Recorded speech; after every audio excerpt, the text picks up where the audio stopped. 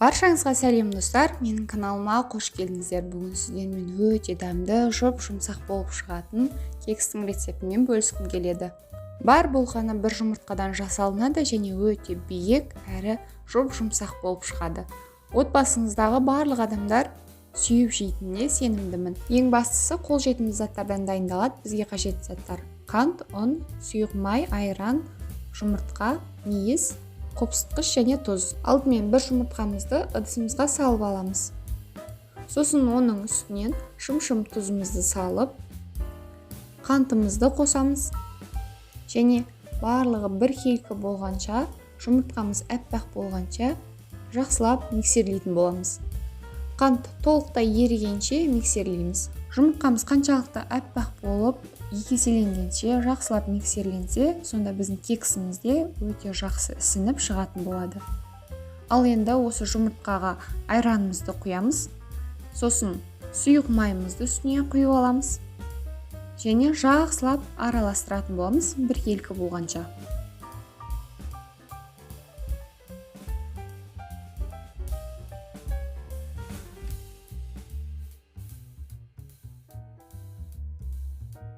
Ұнға разрыхлителді салып, қамыр жасайтын боламыз енді. Жаңағы массамызға електен өткізіп, бір келкі болғанша миксерлейміз. Ұнымызды 2 рет, 3 рет бөліп салатын боламыз.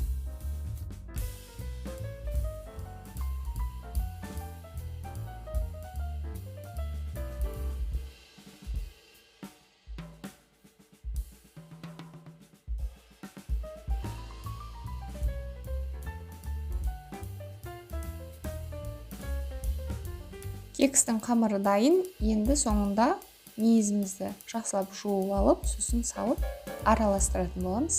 Және кекске арналған формамызды алып, пісіріп ала берсек болады. Менде осындай форма алдым. Сіздерде силиконовый формалар болса, солай пісірсеңіздер де болады. Мұнда сіздермен бір лайфхакпен бөліскім келеді. Егер сіздерде кекстің формасына арналған қағаздарыңыз болмаса, жай ғана пергамент қағазын дәл осылай қырқып алып, кез келген стаканға немесе кез келген ыдысқа турлап алсаңыздар болады. Ең бастысы осылай кіріп тұру керек формаға. Осы стаканымызды алып, осыған туралап, формамызды жасап алатын боламыз. Қағаз формасын жасап аламыз.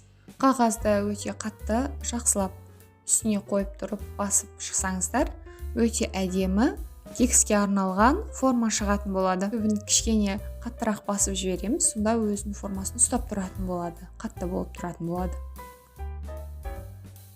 Міне, біздің қағазымыз дайын болды. Дәл осы қағаздарға пісіре берсек болады. Егер сіздердің кекстеріңіз бір келкі болып шыққанын қаласаңыздар, дәл осылай қағаз қайтадан алып, алдымен бұрыштарын туралап аламыз, сосын басып шығатын боламыз үстінен. Дәл осы видеодағыдай.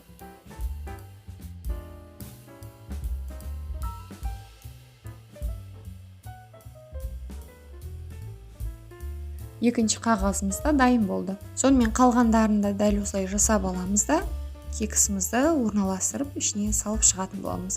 Ал егер кексті салу барысында бұрышында қағаздар сіздерге кедергі келтіретін болса, жай ғана шетін қайшымен қырқып тастаса да болады. Менде мұнда осылай қалдырдым. Барлығы менде 12 кекс шықты. Сонымен осы кекстерімізді 180 градуста қызып тұрған пешімізде 30-40 минут пісіріп алатын боламыз. Кекстер дайын болды. Міне қып-қызыл болып піскен, өте биік болып шыққан және өте оңай әрі дәмді болып шығады. Үй жағдайында барлықтарыңыз жасап көрсеңіздер болады. Қажет заттардың мөлшерін төменде описанияда қалдырып кететін боламын. Сұрақтарыңыз болса, комментарияға жазып кетіңіздер. Мен міндетті түрде оқып жауап беретін боламын және өздеріңіздің тәжірибелеріңіз жайында бөлісіп кетсеңіздер де болады. Осы видеом толық қараған болсаңыздар, соңына дейін каналыма тіркеліп, қолдап кетуді ұмытпаңыздар. Және қоңыраушаны басып кететін болсаңыздар, менің видеоларымды ең алдымен сіздер көретін боласыздар. Барлықтарыңызға ас болсын.